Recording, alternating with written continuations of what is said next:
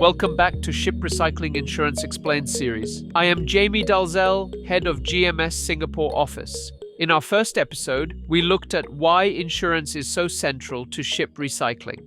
Today, we will explore how insurance helps us manage market volatility, political complexity, and compliance requirements around the world. Joining me again is Paulina Lazaridou, our head of insurance.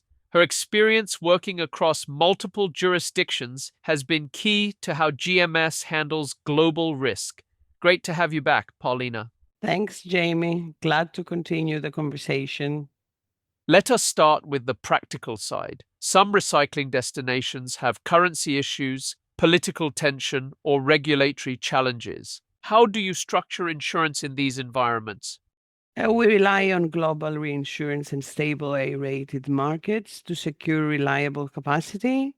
We work with trusted local correspondents who understand the jurisdiction and can manage emergencies, and we apply tailored policy wording to address sanctions, convertibility issues, and enforceability risk.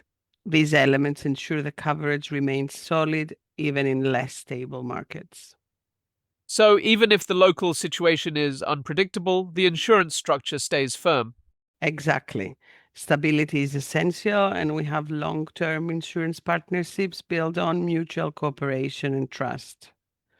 ESG and compliance have clearly become major factors in our industry. How does insurance support that? Insurance validates that the vessel's recycling process meets recognized frameworks such as HKC. It confirms safe manning, green recycling contracts, pollution safeguards, and worker safety measures. The insurance package acts as proof that the recycling journey aligns with responsible and compliant standards. So it serves as both protection and verification. That is correct, Jamie. Owners and insurance both want assurance that standards are being met.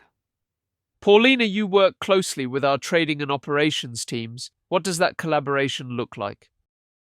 Yes, we do. Jamie, we review deals before fixing, vet underwriters, assess warranties, and check that the policy wording matches the voyage. We monitor routes and weather patterns, ensure the correct COFR, SOR, and PNI entries are in place, and stay prepared to respond quickly to incidents. It is a very active partnership from the start of a negotiation until the vessel is delivered. That coordination is essential in a fast-moving market, right? Absolutely. Strong communication reduces risk and keeps everything aligned. That's great. Looking forward, what are the biggest risks you see emerging in 2026 and beyond? Well, we expect more ESG driven underwriting restrictions, tighter recycling legislation, and increased geopolitical volatility. We also anticipate more environmental liability exposure and stronger sanctions and anti money laundering expectations in emerging markets. Insurance requirements will continue to evolve, so staying ahead of these trends is critical. And preparing early has always been one of GMS's strengths, right? Yes, of course, as you know it very well. Preparation protects value and supports responsible recycling. Paulina, thanks again for shedding light on how we manage market, political, and compliance risk. In our final episode, we will look at the future of maritime risk management and how technology, regulation, and ESG expectations are shaping the next chapter. Looking forward to it, Jamie. Thanks everyone for tuning in. This is Jamie Dalzell. See you next week with the final episode of this series.